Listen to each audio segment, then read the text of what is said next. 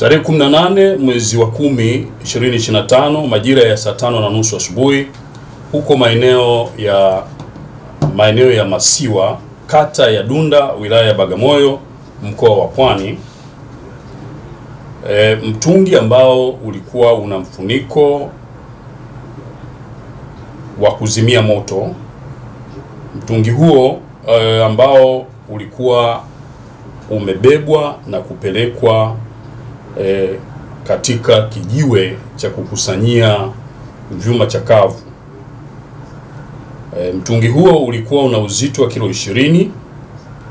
Ndani mwake kulikuwa kuna gas aina ya carbon dioxide uliokuwa umepigwa nyundo katika eneo hilo la kukusanya chuma chakavu na kusababisha mfuniko ambao ulikuwa uko juu yake kufyatuka kwa kasi na kumpiga kichwani mwanamke mmoja aitwaye Mengi Douta Waziri mwenye umri wa miaka 25, mkulima na mkazi wa Masiwa, aliyekuwa umbali wa mita 10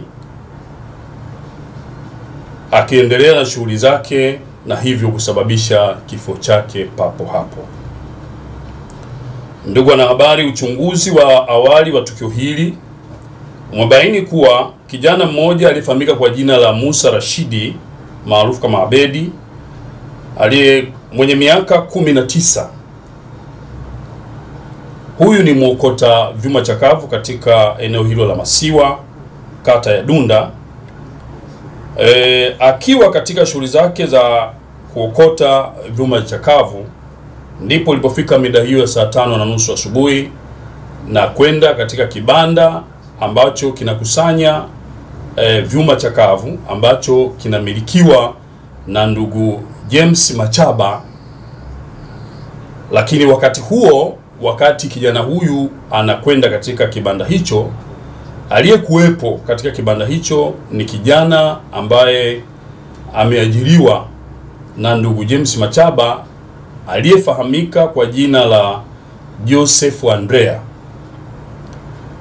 Musa Rashidi alipofika katika kibanda hicho kwa nia ya kuuza vyuma hivyo chakavu, ndipo alipotafuta nyundo katika kibanda hicho ili apige mtungi ule wa gesi, fire extinguisher, ili autawanye na kuweza kupimwa kwa urahisi.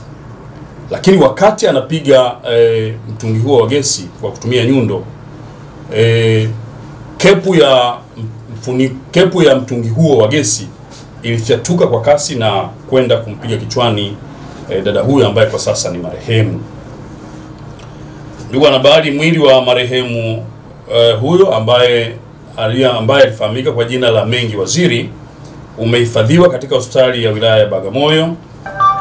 Jeshi la polisi mkoa wa Pwani linaendelea kutoa wito kwa wananchi wa mkoa wa Pwani, lakini kwa Watanzania wote kwa ujumla, kwamba ni vyema mtu yeyote ambaye anajishughulisha na ujasiriamali wa kuokota, kukusanya na kwenda kuuza vyuma chakavu, ni vyema kwanza wakati anakusanya vyuma hivyo chakavu asithubutu kwa namna yoyote ile kufungua ama kugonga chuma chochote chakavu ambacho kiko sealed, kama mtungi, kama bakuli ambalo limefunikwa, kwani jambo hilo linaweza likasababisha madhara makubwa zaidi, kwa kuwa huwezi kujua ndani ya mitungi hiyo kuna kitu gani ambacho kinaweza kuleta madhara. Kwa hiyo ni vyema tukachukua tahadhari kubwa wakati wote wa kufanya shughuli hizi za ukusanyaji wa vyuma chakavu, uokotaji, lakini pia kwenda kuuza.